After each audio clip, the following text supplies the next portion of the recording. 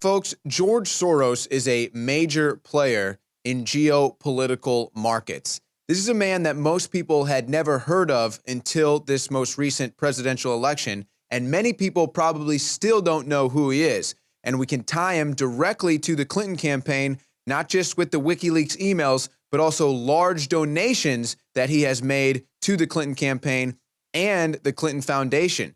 He can also be responsible for the Arab Spring revolution. He has injected millions of dollars into Occupy Wall Street, Black Lives Matter, and MoveOn.org. This is a man that has some serious leverage, some serious money, and some serious agendas. Now, he was on 60 Minutes in 1998. This is a quote-unquote long-lost interview. Alex Jones references it a lot. We're going to go through some of the major highlights from that interview and try to break down who George Soros really is. In the last 2 years, you've been blamed for financial collapse of Thailand, Malaysia, Indonesia, Japan, and Russia. All of the above. All of the above. Did you see the pride he had in that? What type of individual takes pride and gets a rise out of the fact that he's being called out for collapsing financial markets, collapsing economies, leading to many people starving, homeless on the streets, and he's up there laughing, bragging about it? This is a sick individual. I think that I've been blamed for everything. I am basically there to make money. I cannot and do not look at the social consequences of what I do. Does not look at the social consequences of what he does. He says he's in it to make money. Of course, he's talking about his hedge fund management, which we'll get into more in a second. But obviously, he doesn't care about the social consequences. Look at the trouble that's come from the movements that he's funded, from the Arab Spring to what happened at the Ukrainian and Russian border to what's happening here in the United States with Black Lives Matter. This is a man who is trying to foment civil unrest. After the Dayton peace agreements in Bosnia in 1995, for a considerable period of time, George had given more money to implement the peace agreements than the U.S. government had. He just could move that fast. So you need to think about this. This is an individual, a big international banker, who apparently has more power, more negotiating leverage than the United States government, more influence than the United States government and we the people. Think about that, folks. That's one man, George Soros, with more influence than the entire United States government. Whatever you think about that is up to you, but that's what went on. As a competitor, I've got to compete to win. As a human being, I am concerned about the society in which I live. Which George Soros am I talking to now? The amoral George Soros or the moral George Soros? It's one person. It's one person who at one time engages in amoral activities and at the rest of the time tries to be moral. So here he is trying to use word magic to trick himself into the hypocrisy that he's living in, where he says that he cares about the society that he lives in, but also he recognizes that his actions, well, he doesn't really worry about the outcome it has on the society around him. So I'm thinking, now this is a guy who went through a very traumatizing experience as a kid, which we'll get to. I'm thinking George Soros might actually have split personality disorder, folks. While hundreds of thousands of Hungarian Jews were being shipped off to the death camps, George Soros accompanied his phony godfather on his appointed rounds, confiscating property from the Jews. You're a Hungarian Jew who escaped the Holocaust by posing as a Christian. Right. Lots of people get shipped off to the death camps. Right. I was 14 years old. And I would say that that's when my character was made. In what way? That one should think ahead, one should understand and anticipate events, and one is threatened. It was a tremendous threat of evil. I mean, it was a very personal experience of evil. So here he is justifying his actions as a teenager, going from being raised Jewish to being a turncoat and turning in Jews to the Nazis. But did you hear what he said there?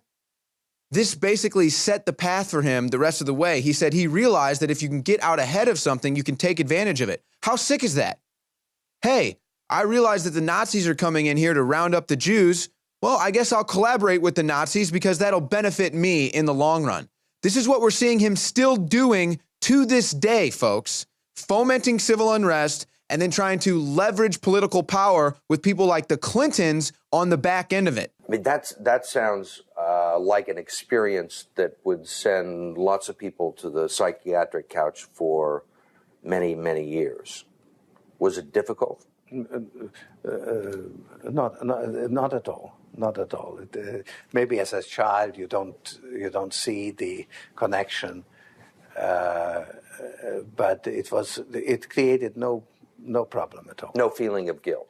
No. So somehow he has no feeling of guilt for rounding up and turning in Jews during the Nazi reign of terror over the Jewish people. Wow. Of course, I could be on the other side, or I could be the one from whom the thing is being taken away. If I weren't there, of course I wasn't doing it, but somebody else would be taking it away anyhow. In other words, whether I was there or not, I was only a spectator. The property was being taken away. So I had no role in taking away that property. So I had no sense of guilt. Whether I or somebody else does whatever is happening in the markets, it really doesn't make any difference to the outcome.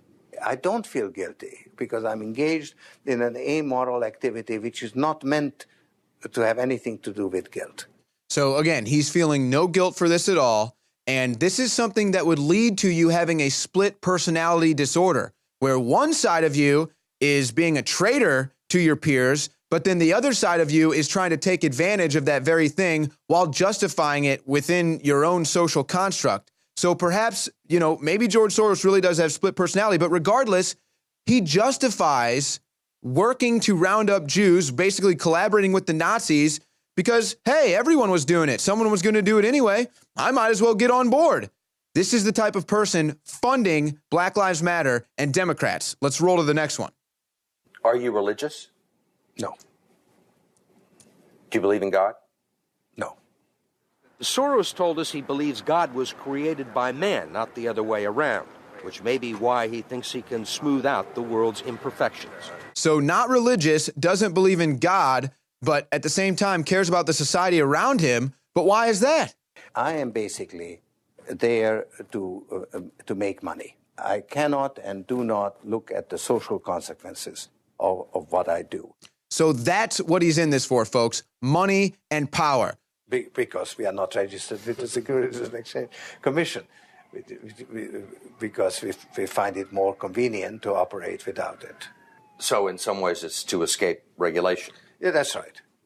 But you've been sitting here talking about the need for regulation. Yes, and whatever regulations are imposed, we will obey. We already conform to everything. That's the nature of these people. Do as I say, not as I do. He's up here promoting all of these regulations, but at the same time, he's above them.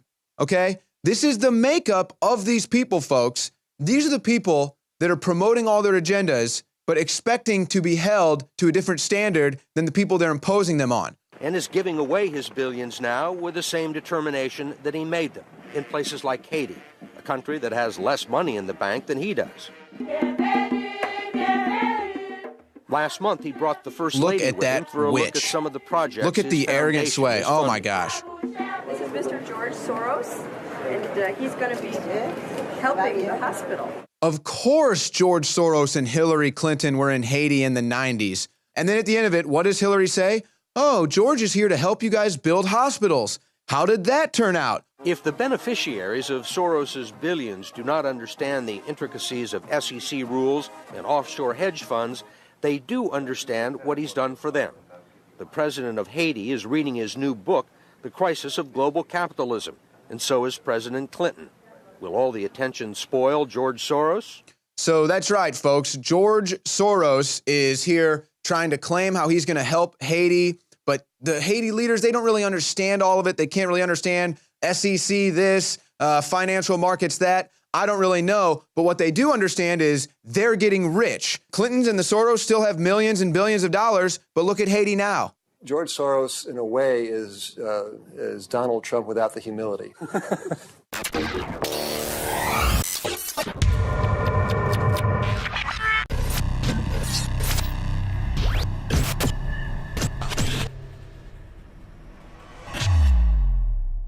Jones here with a very important news update to anybody out there that wants to be prepared.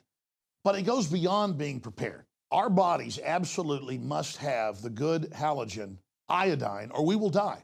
And you look at all of the thyroid problems and all the people that don't have energy and that have all sorts of hormone problems.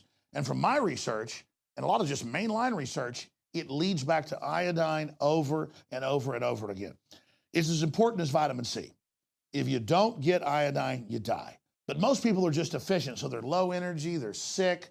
You got to have iodine in your body so that your body can produce the hormones you need. It is the base to so many things. And since I got into iodine 4 years ago, we've helped change the entire paradigm by developing and bringing to the public deep earth crystals from 7,000 to 12,000 feet of the purest iodine available. Other iodine comes from the ocean or from other byproducts of chemical facilities and is tainted. It's bound. It's not absorbable. I tried it.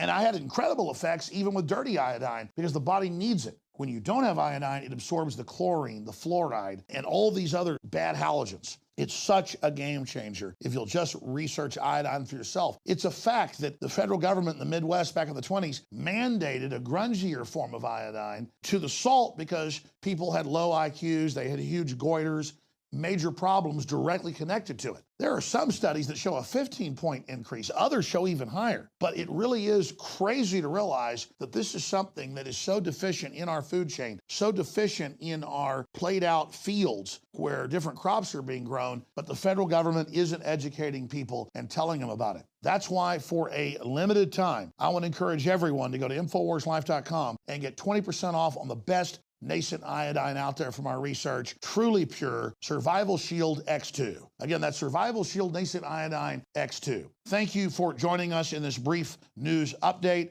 Do yourself and your family a favor and check out the importance of iodine for yourself. I think you're going to be blown away. And whatever you do, support the broadcast and get a bottle of Survival Shield Nascent Iodine X2. Also consult your physician because if you've been deficient in it or have other issues, it can have some dramatic effects. As for me and most folks I talk to, it's been a game changer in the positive column, but still consult your physician because iodine is no joke. It's a key building block of the body. And if you haven't had it for a long time and suddenly have it, some folks say they've experienced things like a detoxing effect and things like that. You've got to have vitamin C. You've got to have iodine to live. You got to have water to live. Iodine is key. You must have it, but consult your physician first before you get powerful Survival Shield Nascent Iodine X2 at InfoWarsLife.com or call toll free. We can answer your questions, 888-253-3139.